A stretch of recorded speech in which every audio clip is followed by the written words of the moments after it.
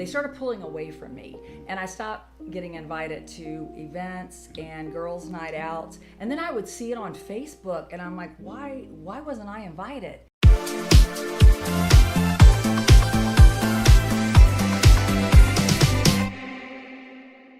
Welcome to the Victim to Warrior Show. Warrior Talk, and John and Melissa, and we are survivors of narcissistic abuse. So Right. Welcome to our podcast. Right, welcome. Today we're going to talk about isolation. Now, isolation is a tactic that abusers use to control their victims. So today we're going to talk about what it looks like, what isolation looks like, how to combat it, and how to recover from it. So, babe, let's talk about some examples of isolation and what it looks like. Well, for me, when I was going through it, he socially isolated me. Right. I had worked for a company for years, and I had the best group of friends, like 25 years. In fact, we called ourselves the Ya Sisterhood. They did a lot of drinking together. We did a lot of drinking together, and I noticed after a while of going through this abuse, they started pulling away from me, and I stopped getting invited to events and girls' night outs. And then I would see it on Facebook, and I'm like, why wasn't I invited? And then I finally realized I had pulled away from them. I mean, I was ashamed. I was embarrassed. I was tired of being depressed when I talked about it to them. I couldn't share any fun stories. I was either covering for my abuser, lying about it, or they were telling me things that I didn't want to hear. So I started self-isolating, which is another form of isolation, where I literally pulled away from everyone. And so it's not a good place to be when you're in an abusive situation and your support network is gone. Right. So, I mean, that's social. There's emotional isolation. There's dependency on the abuser. There's physical isolation, where they move you away from family and friends, and now you have no one. Any type of isolation is dangerous, it's scary, and it literally taxes your ability to make your own logical decisions. Right. You know, the unusual thing for me was I was being isolated and I didn't even know it. I was in the middle of a smear campaign. She was telling everybody that I physically abused her. Can you imagine that, as a man having to go through that? I had no idea what was going on. I just realized that nobody was connecting with me anymore. My friends, a lot of my family were disconnecting themselves from me. So I was being isolated and I didn't even know it. And it's a very hurtful experience, because when you need your family and friends most is when your narcissist or your abuser doesn't want them near you. They don't want anybody that can influence you one way or the other, because that means they're going to lose control of you. Right. So isolation is very manipulative, very toxic, very dangerous for the victim. Right. Now, we did a whole series on isolation. Oh, yeah. Right. That's right. On our social media channels. And it shows, it's kind of a promotion of what you're going to see, and then 3 different examples of different types of isolation. So you can really see the interaction of what it is that what isolation looks like. So if you haven't seen this series yet, please go to any one of our social media channels, and all the links are here in the description below on TikTok or Facebook or Instagram, and you can watch the isolation series, and you can kind of see what that looks like. Yeah, and sometimes that's what it takes. Sometimes it actually takes... Because like I said, I didn't even know I was going through it. Well, exactly. Right. And when your friends start pulling away and you start realizing it, sometimes it does take actually seeing it for it to register with you. And you know what, this is what I'm going through. Yep. And even if you're out of it and you still feel disconnected, you still feel disconnected from your family and friends. I know I was... it took me a while to be courageous enough to actually make the phone calls to my yayas. And it was because I guess I was ashamed, and I thought too much time had passed. Too much time had gone by. I'm just going to suffer in silence, which is ridiculous, because you don't need to suffer in silence. Your family and friends, people that care about you, are just waiting for you to reach out. And So what happened when you called your friends? Well, it was like the first phone call. I mean, the minute I was courageous enough to make the phone call, they just grabbed hold of me and were so happy to hear from me. Right. And that's what family and friends do. We don't realize we pull away, but don't be afraid to go back. No matter how much time, please, no matter how much time it's been, pick up the phone, call somebody that cared about you and that you cared about. The connection that you feel by reuniting with someone will take that isolation fear away, and it's just little steps. I was so happy that I did that. I mean, they embraced me. We, went out drinking. Yeah. Of course you did. And now he's like, shit. See, that's your true friends and family Yeah. are waiting for you to reconnect. Yeah. They were trying for years and years and years to connect with you, and there was that disconnect. And it could be at the hands of your abuser, right? Your abuser, narcissist. yeah. Because they're famous for that. They are literally, they will make it so miserable for you to connect with someone, or they could have started That a smear smear campaign. Yeah. And that's why people pull away. Right. So no matter how much time and distance has passed, those people who really truly love you and care for you are waiting for you. So don't discount that. Make that call. I know that first call, It's hard. It's got to be hard, It but is. it's so worth it. The sun is brighter. The birds chirp louder. I mean, when you have people back in your life that support you, it just changes everything. It does. So before we go further, let's talk. So we had the different examples of what isolation is and what it looks like. So let's talk about how do we combat isolation if we're still in it. Well, being still in it is difficult, Right. Because if you have been pulled away from people that care about you, making contact with them may be not as easy as it sounds. Right. But reaching out to even one trusted family or friend, just to let them know what you're going through, you got to have an olive branch with somebody, Right. because if you don't make that move, they've already been pretty much cut out of your life. You're going to be the one that has to make that move. Now, if you're out of it and you're still struggling, pick up the phone, send them a text, connect on social media again. It's easier when you're out than when you're in it. So definitely connecting with family and friends, it's huge. If you're out and you connect with somebody that you thought was your friend and they don't reciprocate, don't let that discourage you, because you might get your feelings hurt. We both did. Yeah. We both reached out to people that we thought were our friends, and they weren't. And so you might go through some disappointment, but that's all part of healing and getting your self-esteem back. But don't let that stop you. Don't let that combat you. Don't let that stop you from trying to combat this. Right.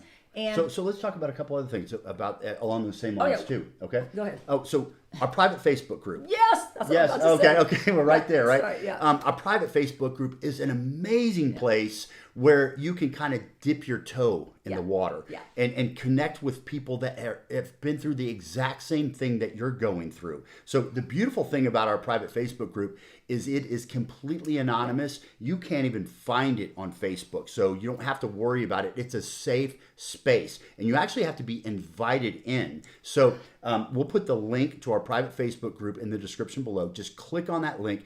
You'll then you'll then go to Facebook and you'll be asked a couple of questions. We have to vet everybody that's in there. There's about 1,500 people in there from all over the planet, and there is someone in there on 24/7. There's someone there. That's So suffering. that You've suffered.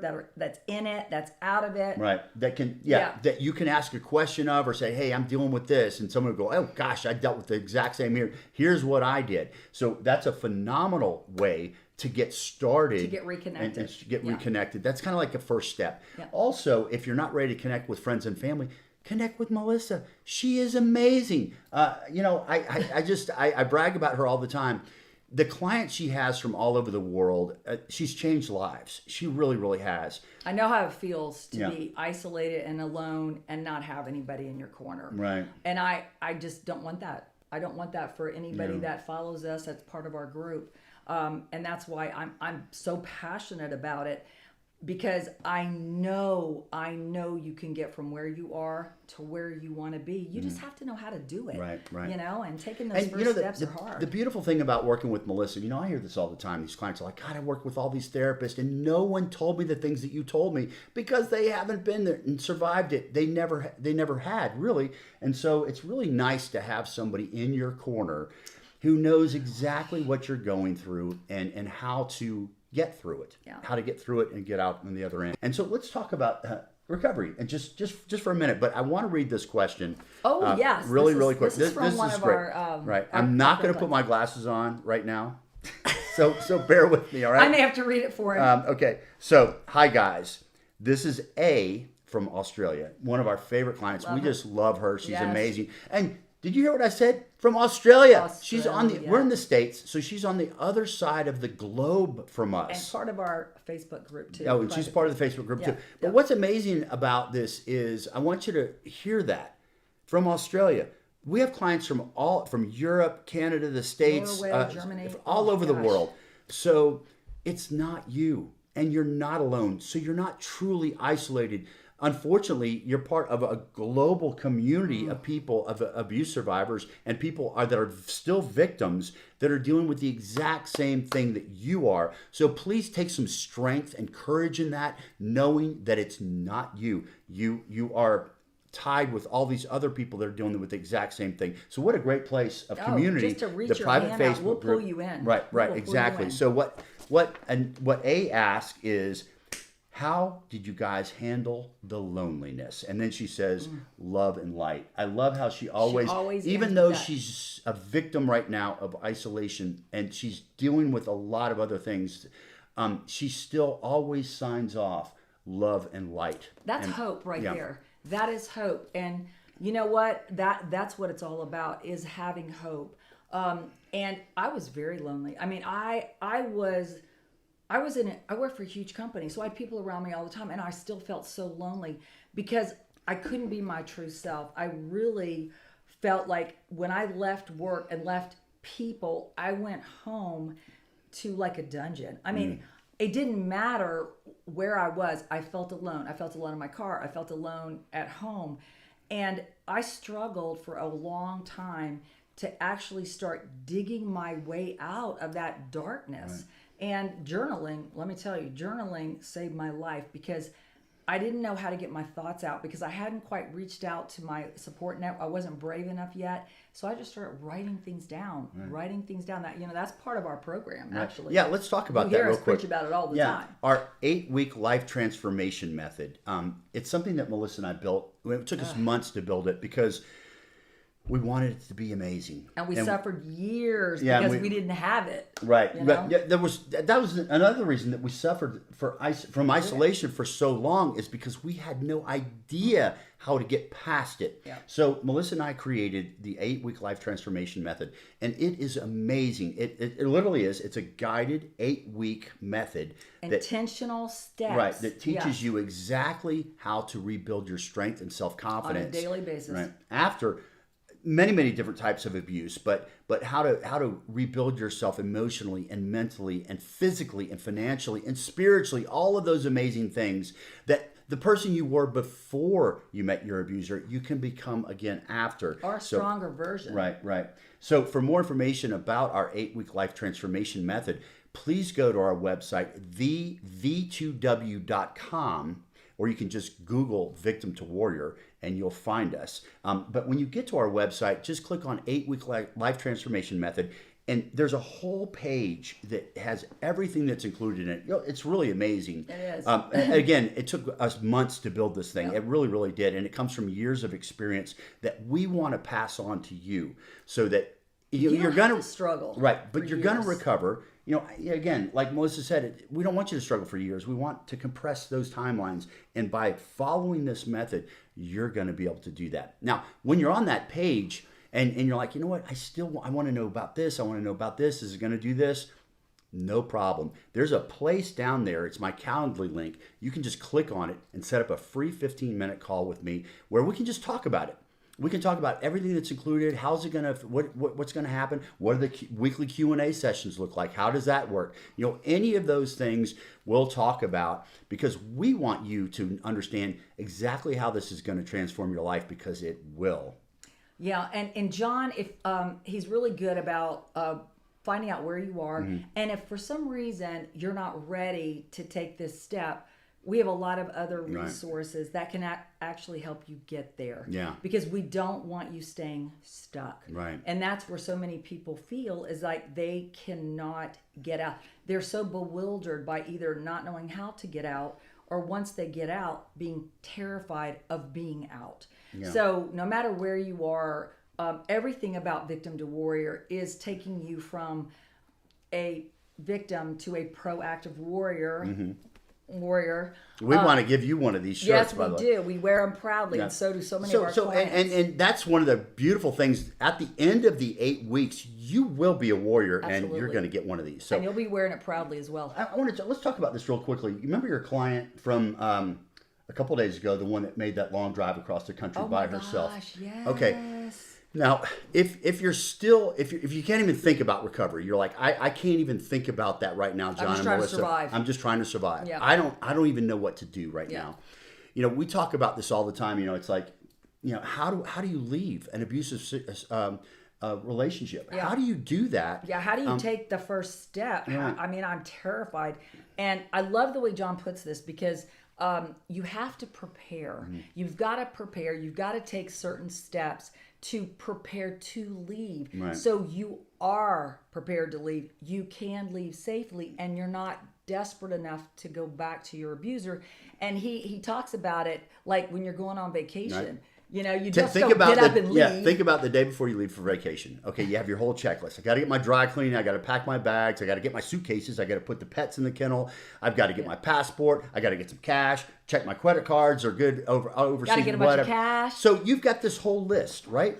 And what that list does for you is it takes away the anxiety. Yes. You know what time you have to leave the house or the airport or whatever. You've got all that. Yeah. Same thing here. We've created the 12 critical steps to take before you leave. Yeah. And it's the 12 very, very critical steps: setting up an emergency fund, checking for tracking devices, making copies of it. I mean, just this whole list of everything. Now, it's going to take some time. Yeah. You know, this isn't something you do overnight. It's a plan. Safety plan. But what I feel about, you know, if you have a plan of action, the anxiety level is lower. You're and like, if it's written for you and you don't have to think about it yourself, it's very easy for you to just follow the steps rather than being so bewildered that you don't even know what to do, how to do it. You know, that was the biggest problem. When I left, I just blurted out, I want a divorce. And most people do that. They threaten. Yeah, and then, you know, it went downhill from there. I mean, I showed up at my home one evening after work, and the whole house was empty. And it was his house. Everything had been moved out of it. Yeah. I bought it before we got married. It was my furniture. It was all my stuff. It was all gone from my house. And so I didn't follow my own. Well, I didn't know. You didn't know back then. I had no all clue. Those years ago. I just thought if I'm we don't want that to happen one rational person talking to another about, hey, it's just not working. Let's get a divorce. You think, okay, well, let's do that. Yeah, you know you're miserable. But when you're dealing with an abusive person, it doesn't work that way. That's not the way it ends for them. They want to ruin your life, and so it's a really, really important that you go through these 12 steps, and so we recorded a whole webinar. It's an hour and a half, exactly the steps to do, and to keep your mouth closed, right, and keep everything the same, so that you can leave safely. But most importantly, once you leave, you don't have to go back, because you know what happens when you go back. It's even worse. So we are so prideful of that webinar, the 12 critical steps to take before you leave. So if you haven't left yet and you just don't know how, please, when you're on our website, check that out. Yeah, absolutely.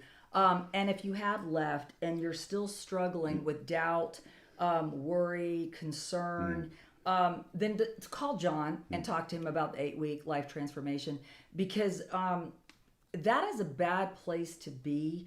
When you finally got your freedom, you were finally brave enough to leave, and now you're feeling shattered. Yeah. That is the most vulnerable time for you, especially if you haven't gone 100% no contact, because it's a way to have a chip in your armor, and your abuser can get through. Right. And that's when you actually need to take control of your mind.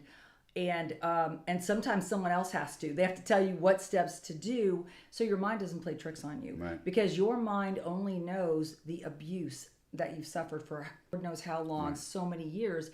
And undoing that takes intentional, methodical steps on a daily basis. And these steps that we're talking about, we do them to this day. Every day. I mean, he's been out of it 15 years. I've been out of it 12 years.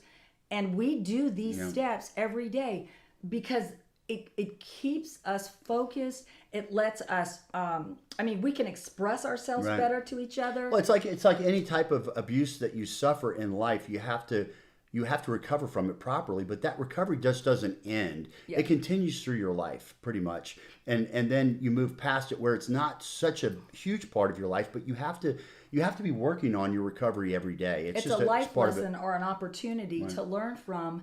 And happiness is possible. I mean, we're living proof because when you're healed, then you understand what you're looking for. I mean, we all fell for those red flags, but when you are a whole person, you know what? I'm going to trust somebody's actions instead of their words. We all trusted the words, and the actions were completely different, and we made excuses for it. Once you have healed and you feel really good about yourself, and you're no longer the shell of the person you are strong enough to recognize that. You're strong enough to know what you want. Right. So we've got tons of resources, but okay, let's talk about the podcast here. Let's make sure we talk about that real quick. Now, you heard at the top of the show, Melissa said this was episode 1. Yeah. We hope you enjoyed this episode. Yeah. We really, really do. And every week we're going to put up a new podcast where we can spend a lot of time diving down into topics, answering questions, and really talking about solutions and ways to build back your life to the way it was before you met your abuser. That's what the goal is for this podcast. That's why we call it Warrior Talk, because we want everyone to have one of these shirts eventually, or to be a warrior. Right. So in the comments, would you please just put what you thought about this podcast, what we could do differently. We really want your input because this is for you. Melissa and I are here for you. So this is for you. Also, we'd love for you to participate in our upcoming podcast. So please send us your questions to questions@thv2w.com. Put that in the description we can put that in the description below too, so that you can have that. Please do us a favor and like this podcast so that the algorithms push it out to more people that need it. And subscribe to that channel. We are trying to grow our YouTube channel. We're so excited about it because it allows us to put this content out for you, and that you can watch it at whenever you want to watch it. And so that's what we're so excited about with this. So and make sure you're following us on our other social media channels. We post content every single day, and there are a lot of videos that we've done where we're actually reenacting the abuse that we went through. But most of that time actually hits home for people, like we talked about, when they actually visually see what the abuse looks like. It's amazing how many people respond and go, "Oh my gosh, how did you see in my house?" Right. That's exactly what my exers did, or that's exactly what my abuser does. So we hear that all the time, and that means a lot to us because we feel like we're getting the point across. So since Instagram, TikTok, Facebook, any of those places you can find us, and again, especially here on YouTube, we're going to be putting information up all the time for you. And so we're just so grateful that you were here today. And we like to close up every one of our lives with, we're here for you, no matter what you need. Please send us, put your comments in there. Let us know what topics you want us to cover, because we'll cover anything and everything in our ability. To just bring that, the resources to you and to guide you through the healing process and recovery on the other side. That's why we call it Victim to Warrior. We want you to go from being a victim to a warrior, and we want to be with you every step of the way. Absolutely. So thank you guys for tuning in, and we hope to see you on episode 2.